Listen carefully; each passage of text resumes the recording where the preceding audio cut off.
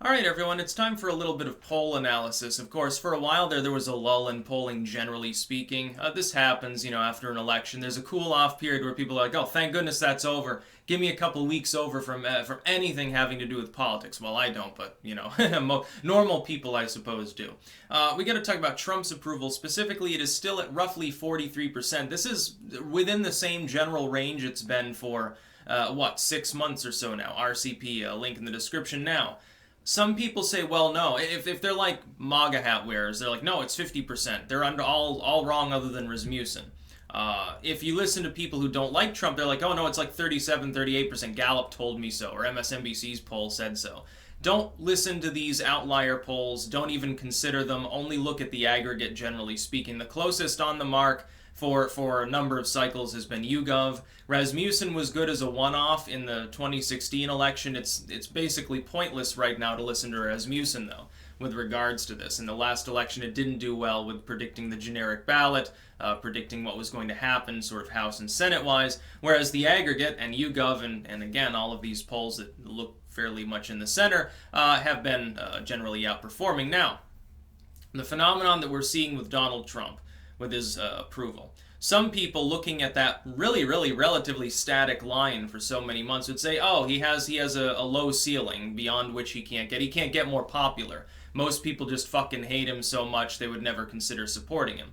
I grant that he's probably got a lower than normal ceiling as compared to many presidents, partially because he constantly faces propaganda from the media. They literally shelve stories that have anything to do with positive economic markers. Most people didn't even hear about the DPRK situation. They don't even hear about North Korea unless it's Pompeo being withdrawn from a meeting, but they don't hear about the border posts being destroyed, the mines being removed, the fact that North and South Korean forces are milling around together and chatting in the DMZ right now is historical.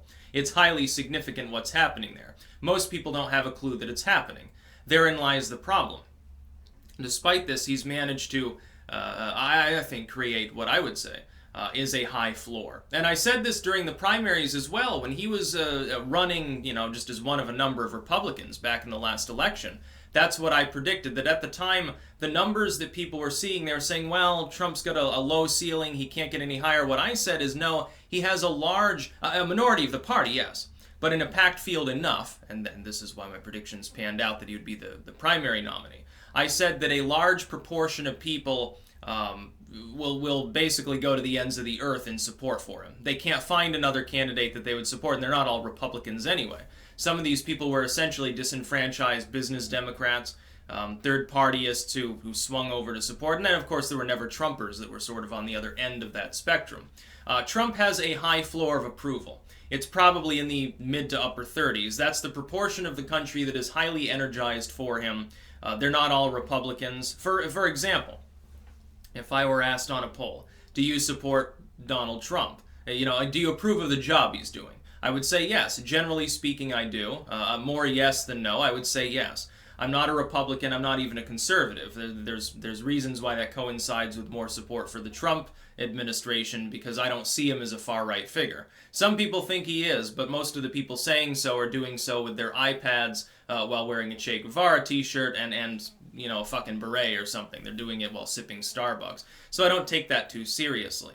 I don't believe in the low ceiling associated with Trump. There is a ceiling. It's probably a third or maybe even 40% of the population that would never support him. But the thing is, there's a lot of opposition to him that's more soft. These are people who primarily, they don't realize that Trump's doing a decent job because they're consuming lamestream media, essentially. And you've also got people who consume alternative media who are on maybe the more of the left side of the spectrum who disapprove of him greatly. They're part of that group that would never support him because they're hearing, the bad news about Trump, and even the stuff that most people would consider virtues, like lower taxes or whatever, they don't even like that idea because, maybe they're socialistic or something. They consider that bourgeois capitalism and a horrible thing. So Trump's approval is within that same general marker that it's been at for a very long time. Again, we can debate whether it's floor or ceiling. I see it more as a floor. That is, that there's a line that's been drawn in the sand where 40 or 45%, somewhere around there, of the population, depending on which polling firm you listen to, just perpetually supports Trump. These are probably money voters, some foreign policy voters, and people who, partisan Republicans, obviously, who maybe like parts of his populist message. I would also say that during this time, you've had increasingly large numbers of even alt media commentators saying, well, where's the wall? Build the wall. Trump has gone back on the wall. But his approval hasn't slid.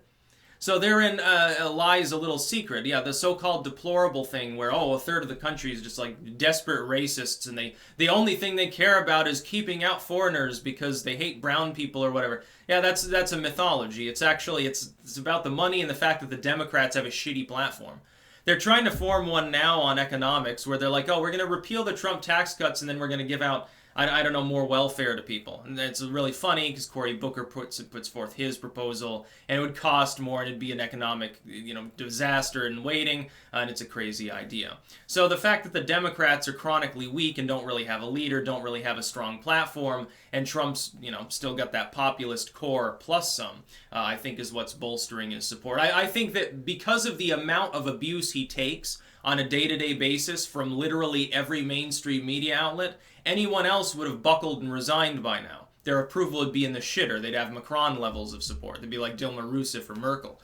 But Trump's still holding there in the mid-40s. That's pretty good. That's telling of a very strong economy and a lot of optimism underlying what's actually happening within this country, I think. That's about all. Peace out.